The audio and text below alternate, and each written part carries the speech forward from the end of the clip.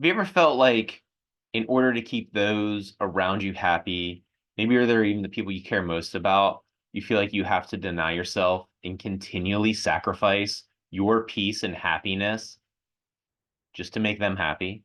Have you ever felt like that? I know I have.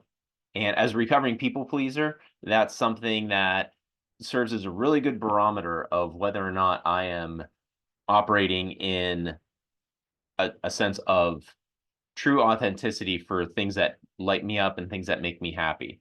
If I find myself continually thinking, man, I'm just doing this to make everybody else happy, that's a really good check for me that I've learned about myself to really figure out what's going on. Why do I feel the need to continually deviate towards people pleasing? And there's a big difference between people pleasing and sacrificing for a higher good.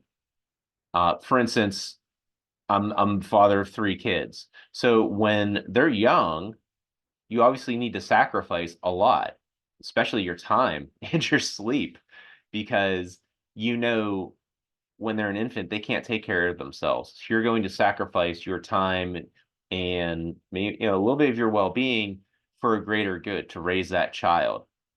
But the important thing to realize is we don't need to compromise our own happiness just to avoid conflict.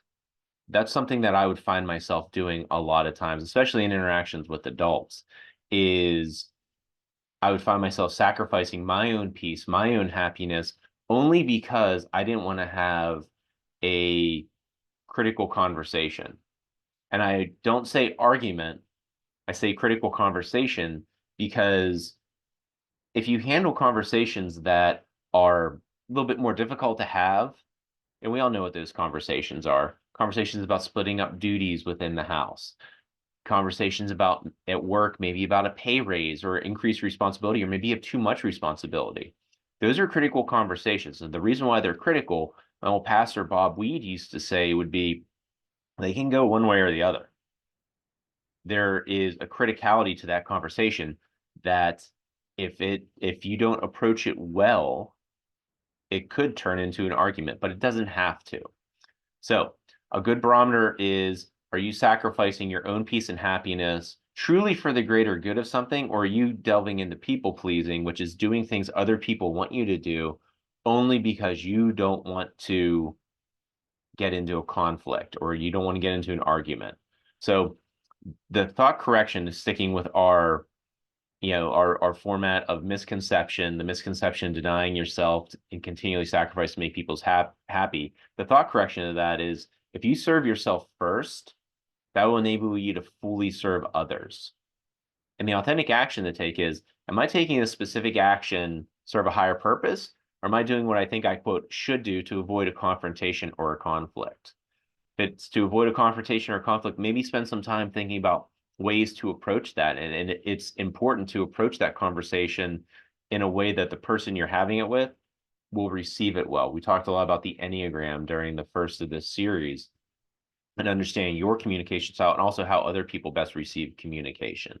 And the confidence transformation that this can happen is if you learn to serve yourself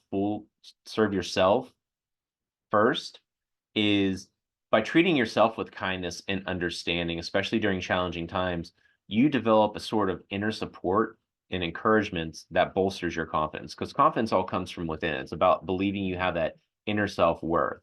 So if you find yourself continually people pleasing only to avoid confrontation, pause, reach out to me, and let's chat about some ways that maybe you can approach conversations, especially these critical conversations, in a more productive manner. So you feel heard and seen, and you feel like you're being served in your best self, and you're not just continually giving and giving and giving, but you can have those conversations and hold a space for them where the other person is, they also feel heard and seen. It doesn't devolve into an argument. So I'd love to chat with you. Those free calls that I have scheduled, they're for just that. They're not a sales call. They're for me to help you work through some of these things and maybe point out some blind spots, or you can share with me and just get an outside opinion. So until then, keep serving yourself so you can fully serve others. Onward and upward, everybody. Thanks.